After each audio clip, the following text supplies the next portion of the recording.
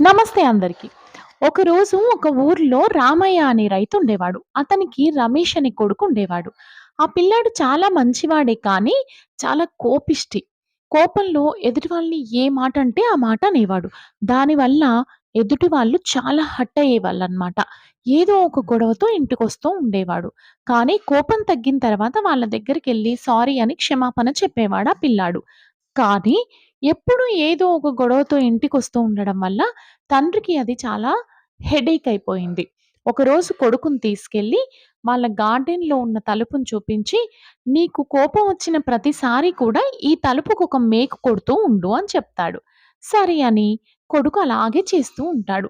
కొన్ని రోజులయిన తర్వాత ఆ తండ్రి కొడుకుని తీసుకెళ్ళి గార్డెన్‌లో ఉన్న డోర్‌ని చూపిస్తాడు. "చూడు ఈ ఈ తలుపంతా కూడా మేకులతో నిండిపోయి చాలా అసహ్యంగా మారింది. అవునా కాదా అని అడుగుతాడు. అవును అని చెప్తాడు కొడుకు. ఇలా నువ్వు కోపగించుకున్న ప్రతిసారి ఎదుటి వాళ్ళు కూడా నిన్నిలాగే అసహ్యించుకుంటూ ఉంటారు అని చెప్తాడు. దానికి కొడుకు సారీ డాడీ ఇంకోసారి అలా చేయను. నా కోపాన్ని నేను తగ్గించుకుంటాను అని చెప్తాడు. సరే అయితే మంచిదే. అయితే ఈసారి నీ కోపం వచ్చిన ప్రతిసారి నువ్వు కంట్రోల్ చేసుకో. కంట్రోల్ చేసుకుంటున్న ప్రతిసారి ఒక్కొక్క మేకును ఆ డోర్ నుంచి తీసేయి అని చెప్తాడు. అలాగే ఆ పిల్లాడు చేస్తూ ఉంటాడు.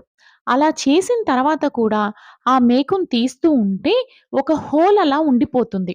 మొత్తం డోర్ అంతా హోల్స్ కనిపిస్తాయి. అప్పుడు తండ్రి కొడుకును పిలిచి, "చూసావా?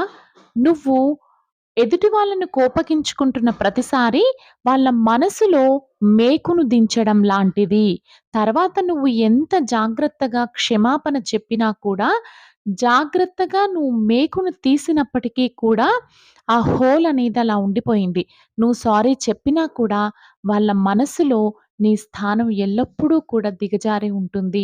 అప్పుడు ఆ మాట అన్నాడు, అప్పుడు ఆ మాట అన్నాడు అనే విషయం వాళ్ళెప్పటికీ కూడా మర్చిపోరు" అని చెప్తాడనమాట. దానికి ఆ పిల్లాడు అంగీకరించి జీవితంలో ఎప్పుడూ కూడా నేను కోపగించుకోను, కోపాన్ని కంట్రోల్ చేసుకుంటానని తండ్రికి మాటిస్తాడు. ఈ కథ మీకు అర్థమైతే లైక్, షేర్, సబ్స్క్రైబ్, కామెంట్.